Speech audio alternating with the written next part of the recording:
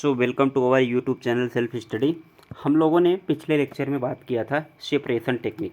Chemistry में separation technique को हम लोगों ने बहुत अच्छे से देख लिया। Evaporation, sublimation, decantation and vaporization, filtration, ये सब देख लिया। आज सबसे मोस्ट इम्पोर्टेंट टॉपिक हम लोग स्टार्ट करने वाले हैं एटॉमिक स्ट्रक्चर। ठीक है, एटॉमिक थ्योरी ऑफ मैटर से स्टार्ट करेंगे कि एटॉमिक थ्योरी आखिर क्या है, कैसे एटॉमिक स्ट्रक्चर, फिर आगे बढ़ते हैं। तो सबसे पहले यहाँ से किसी भी, मान लीजिए एटम है, उसकी खोज में लग गए वैज्ञानिक लोग। ठीक है, तो वैज्ञानिक लोग खोज में लगे कि आखिर एटम क्या है, मॉलिक्यूल्स क्या हैं। तो उसके लिए बहुत सारे वैज्ञानिक आए जिन्होंने अपनी अपनी थ्योरी प्रपोज किया। जैसे हम लोग इस लेक्चर में आगे बढ़ते जाएंगे तो आपको थ्योरीज समझ में आते जाएंगे और थ्योरीज से रिलेटेड आपको टर्म समझ में आते जाएंगे। जैसे आपको क्लियर होता जाएगा कि एटम क्या है, मॉलिक्यूल्स क्या है, मोल क्या है। ठीक है, इस तरह आगे हम लोग बढ़ते जाएंगे तो आप सबको समझ में आता जाएगा। ठीक है, तो सबसे पहले एटॉमिक थ्योरी से हम लोग स्टार्ट करते हैं। सबसे पहले अगर भारत में कहा जाए तो महर्षि कणाद एक ऋषि हुए जिन्होंने पहले ही बता दिया था कि जो मैटर है, ठीक है ना,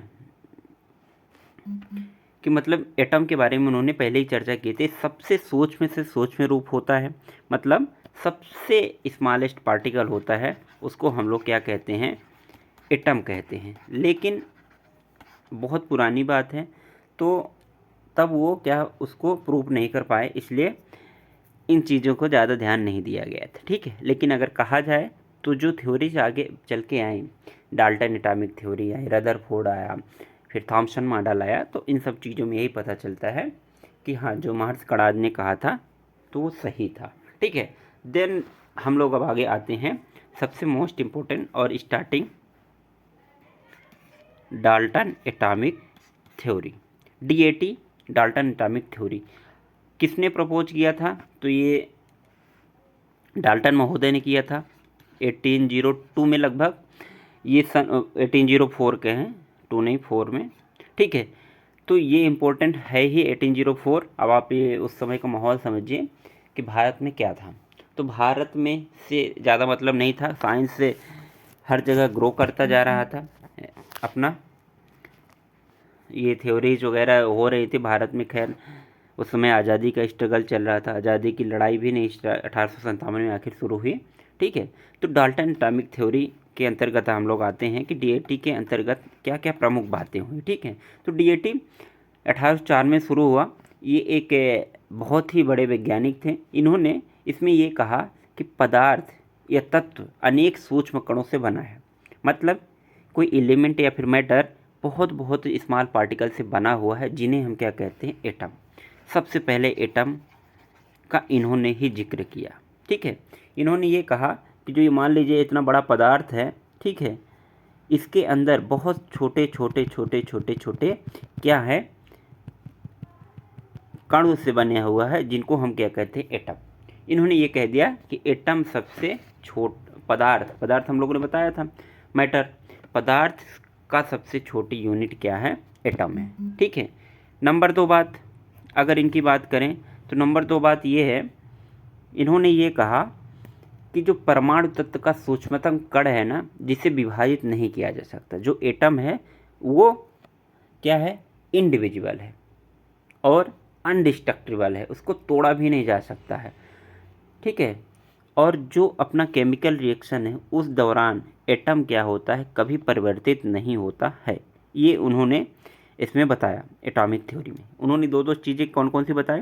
पहला कि सबसे सूक्ष्मतम जो पदार्थ है उसको हम लोग क्या कहते हैं, उसको हम लोग एटम कहते हैं, और एटम जो है इसको तोड़ा नहीं जा सकता, और ये अपने केमिकल रिएक्शन के दौरान क्या होता है, ये अपरिवर्तित रहता, मतलब चेंज नहीं होता है। ठीक है, फिर तीसरी बात अगर इनकी कही जाए तो तीसरी बात कौन सी थी? इन्होंने ये कहा किसी तत्व के सभी परमाणु भार, आकार व अन्य गुणों में समान होते हैं। ये समझिएगा, कोई एलिमेंट है, ठीक है ना, इसके क्या है, सभी, चाहे एटम हो, मास हो एंड चाहे साइज हो,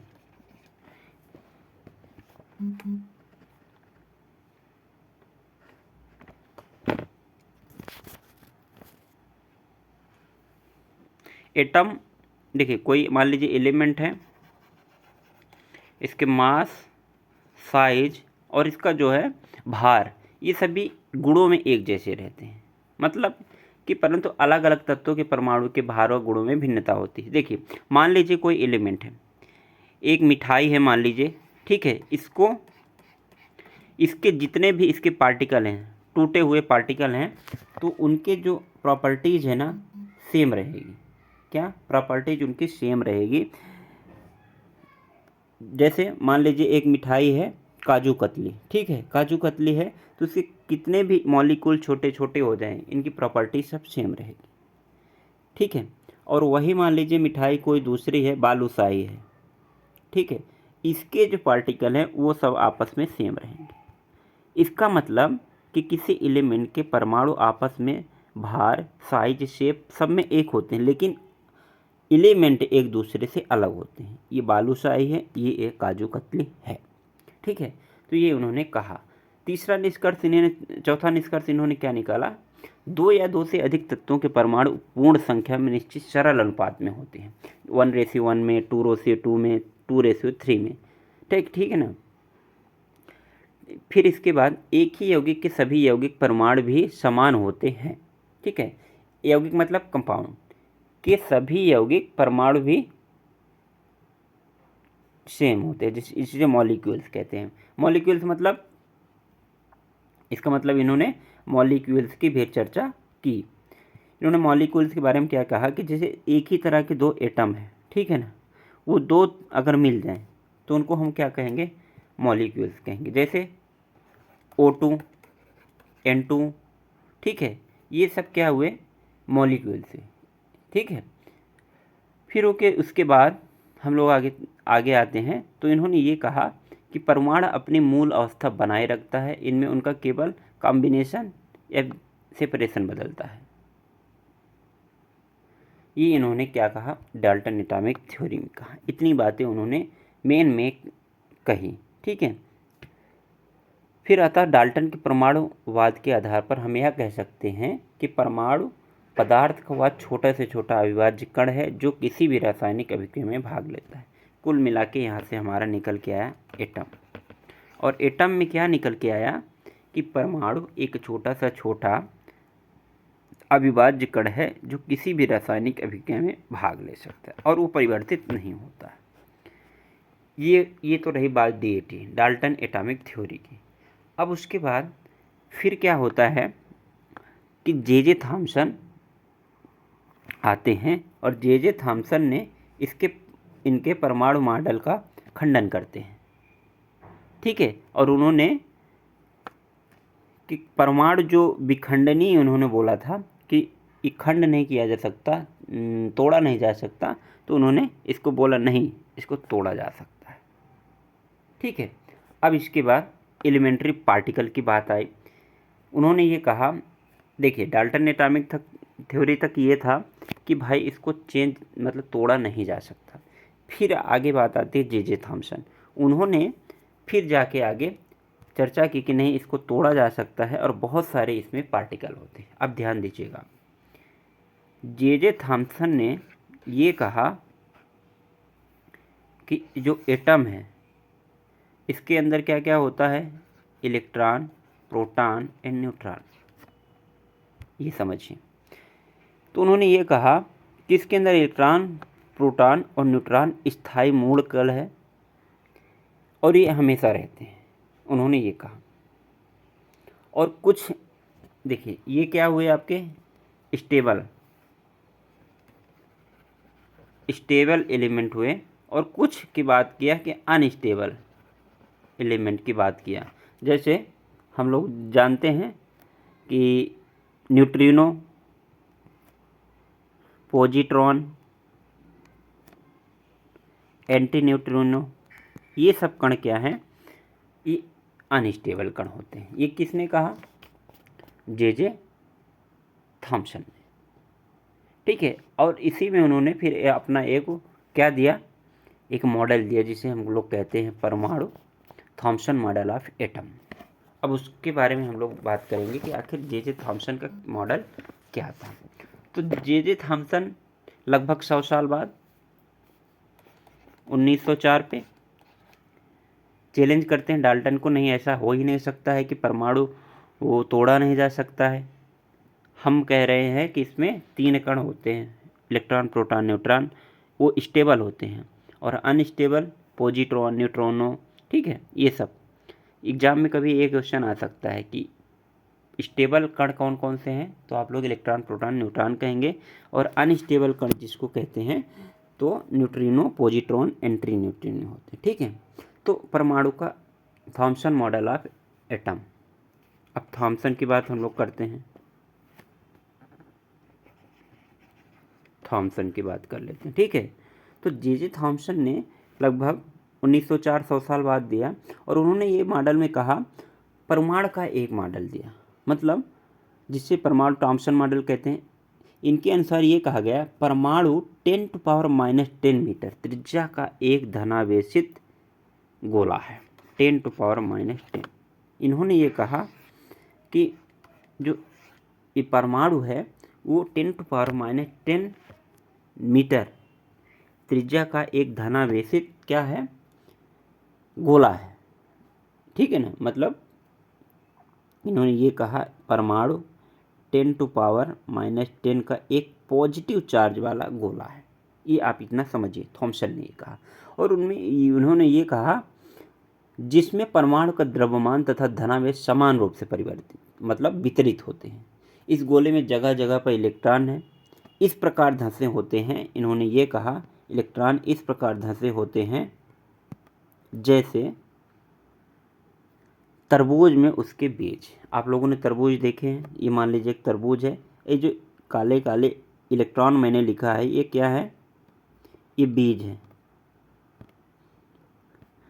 तो थॉमसन ने यही कहा कि जो एटम है ना, एटम पॉजिटिव चार्ज से बना हुआ है, ये 10⁻⁻10 मीटर का एक पूरा गोला जैसे संरचना है, और बीच बीच में इसमें इलेक्ट्रॉन धंसे हुए हैं। जिस तरह तरबूज में क्या धंसे होते हैं, उसके बीज धंसे होते हैं।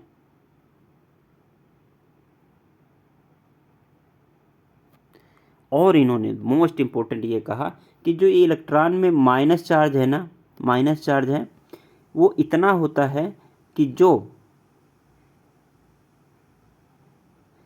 बीच में आपका प्लस चार्ज है ना, उस चार्ज के बराबर होता है। मतलब जितने इसमें पॉजिटिव है तो इलेक्ट्रॉन का इतना माइनस माइनस होता है कि पॉजिटिव इक्वल टू निगेटिव हो जाता है। किसके अंदर, इस जो मॉडल बना हुआ है धनावेशित चार्ज, इतना उन्होंने समझाया। अभी तक ये कहा गया था कोई इलेक्ट्रॉन प्रोटॉन इस तरह की चीज़ कोई किसी ने दिया नहीं था, सबने यही कहा, मतलब डाल्टन ने यही कहा था। लगभग 100 साल तक लोगों ने माना कि अनडिस्ट्रक्टिबल पार्टिकल उसके अंदर आता है, ठीक है। इतना तो बात हो गई भाई, सब लोग अब ये मानने लगे कि हाँ मतलब थॉमसन ने ये मॉडल दे दिया तो यही सही है, ठीक है।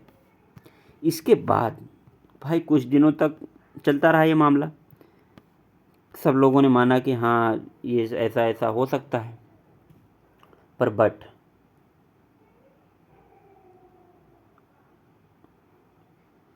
और इन्होंने इनका फिर एक तोड़ आया कौन सा मॉडल आया, रदरफोर्ड का मॉडल आया। और रदरफोर्ड ने फिर एक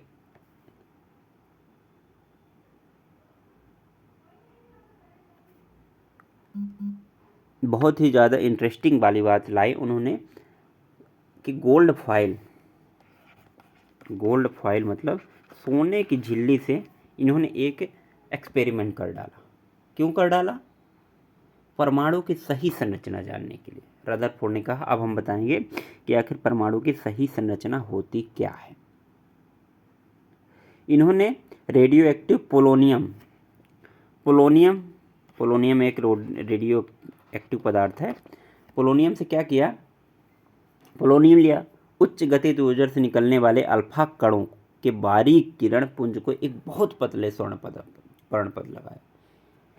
इन्होंने एक ये ले लिया, मान लीजिए गोल्ड फॉइल है, और इन्होंने अल्फा किरण निकाले, ठीक है।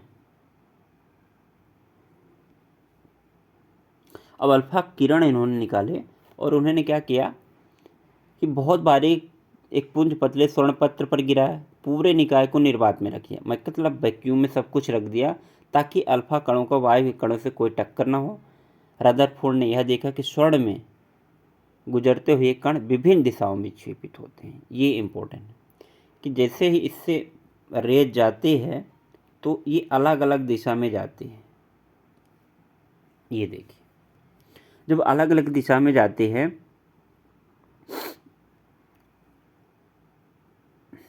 उसके अनुसार उन्होंने कुछ निष्कर्ष निकाला। और निष्कर्ष क्या है?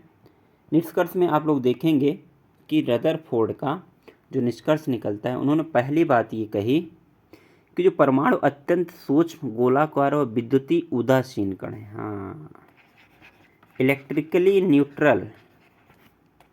कौन बात किया? इलेक्ट्रिकली न्यूट्रल की बात करते हैं रदरफोर्ड भाई। रदरफोर्ड साहब बोलते हैं कि इलेक्ट्रॉन परमाणु अत्यंत सूक्ष्म गोलाकार और विद्युतीय उदासीन कण है, इसके दो भाग हैं। उन्होंने ये कहा इसके दो भाग हैं। नंबर 1 न्यूक्लियस, पहला कौन सा भाग है? न्यूक्लियस। और दूसरा जो भाग है उसको हम लोग कहते हैं कक्षा के बाहर का विशाल छेद, जिसको हम लोग कहते हैं कक्षा, मतलब सेल। इन्होंने दो चीज़ बताए कि जो एटम है उसके अंदर क्या है, एक न्यूक्लियस है जो आंतरिक भाग है, मतलब इसको उन्होंने कहा, और इसके बाहर इसको सेल कहा, ठीक है। अब इन्होंने ये कहा कि इसमें रहते हैं इलेक्ट्रॉन, ठीक है, और अंदर धनावेशित जो चार्ज है वो अंदर रहता है। इन्होंने ये सीधे सीधे बात की। और इन्होंने तीसरी बात क्या किया, ये दूसरी बात हुई, ठीक है, इम्पोर्टेंट, आप ध्यान रखिएगा। तीसरी बात उन्होंने ये कहा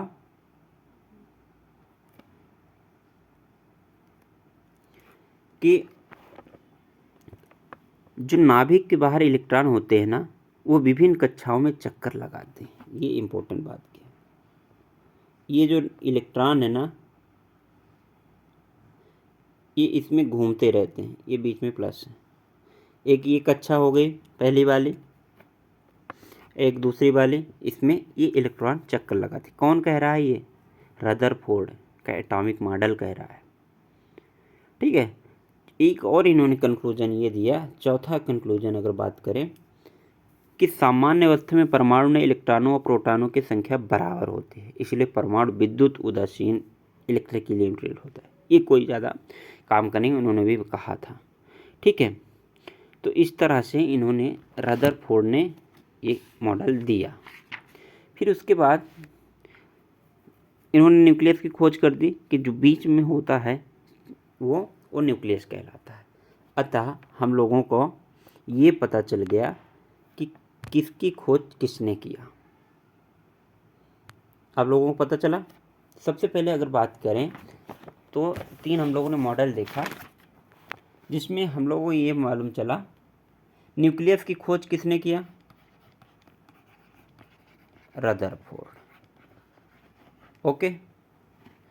फिर उसके बाद प्रोटॉन की खोज किसने किया? प्रोटॉन की खोज गोल्डस्टीन, ये ध्यान रखिएगा। और न्यूट्रॉन की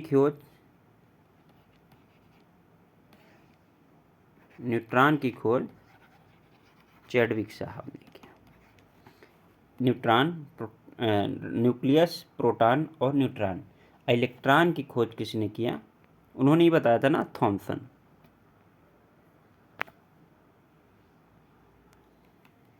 ये 4 इंपॉर्टेंट आपके लिए फैक्ट हैं, ठीक है। यहाँ से ये निकल के आया कंक्लूजन कि आखिर जो एटम है ना,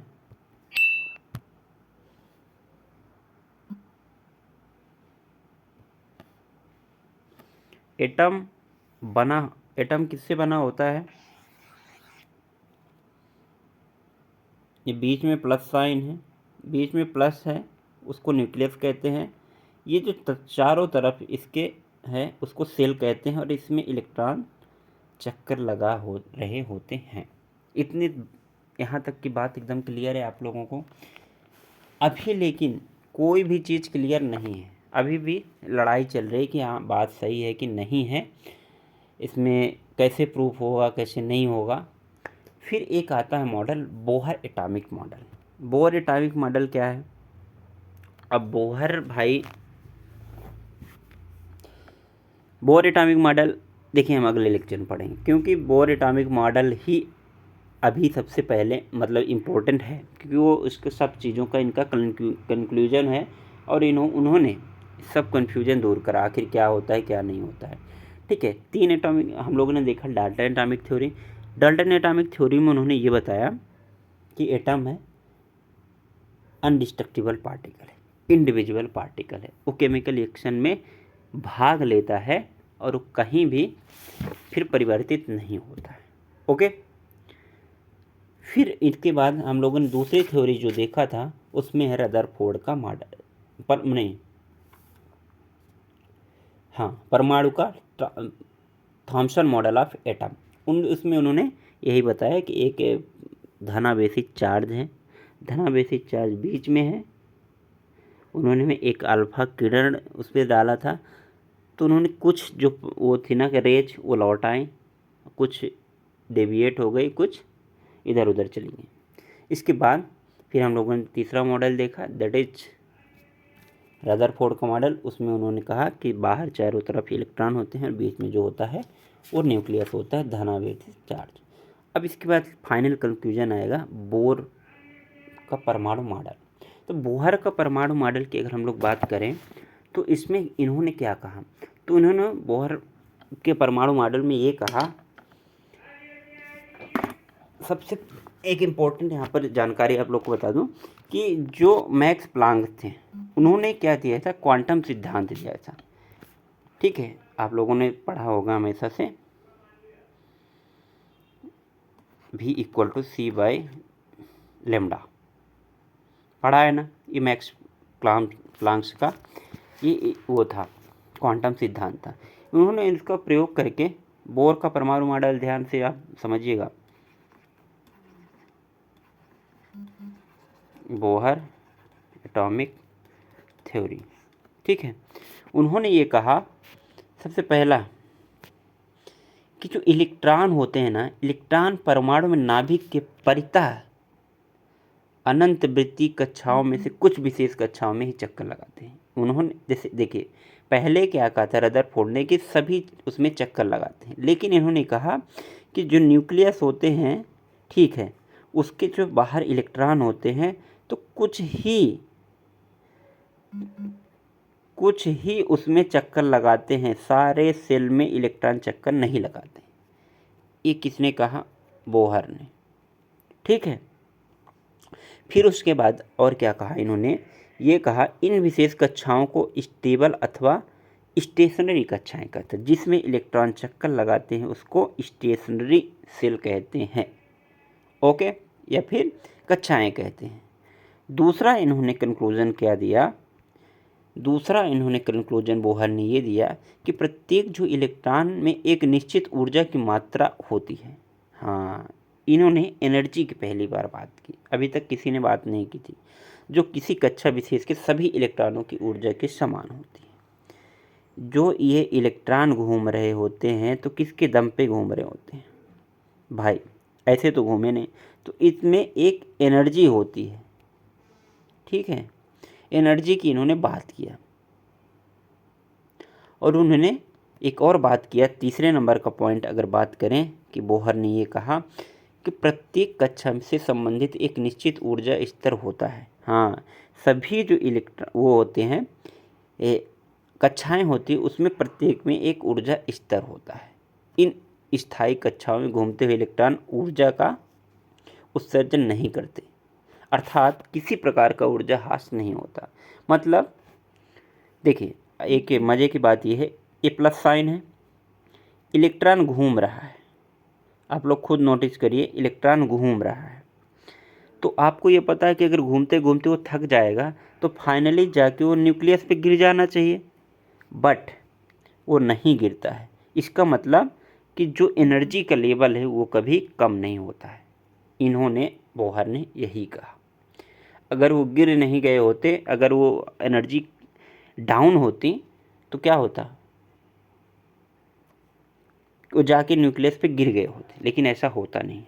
और इन्होंने यहीं से फिर कक्षाओं का इन्होंने डिस्टिंग्विश करा कि अलग अलग होते हैं। तो इन स्थायी कक्षाओं को क्या बोला उन्होंने, नाम दिया KLMN।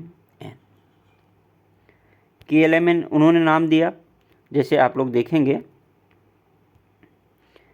कि पहली कक्षा को उन्होंने K कहा, दूसरी कक्षा को L, M, ऐसे ही N, बीच में प्लस है। ओके, इन्होंने इनका कक्षाओं का नाम पहली बार किसने दिया, बोहर ने दिया। एक लास्ट और इम्पोर्टेंट बात उन्होंने ये कही कि इलेक्ट्रॉन जो किसी निश्चित कक्षा या ऊर्जा स्तर में घूमता है वह बिना ऊर्जा खोए उसी कक्षा में घूम सकता है। हमने पहली बात किया, ठीक है। और क्या था, अगर यो एक स्तर से दूसरे स्तर पे कूद जाता उसे हम लोग क्या कहते हैं, क्वांटा में होता है, ठीक है। क्वांटा शब्द का उल्लेखनीय है। परमाणु का बोर मॉडल आधुनिक भौतिकी की आधारशिला है। अगर मॉडर्न फिजिक्स की बात करें तो परमाणु का बोर मॉडल जो है, bore atomic theory, that is most important और मोस्ट प्रोमिनेंट मॉडल है।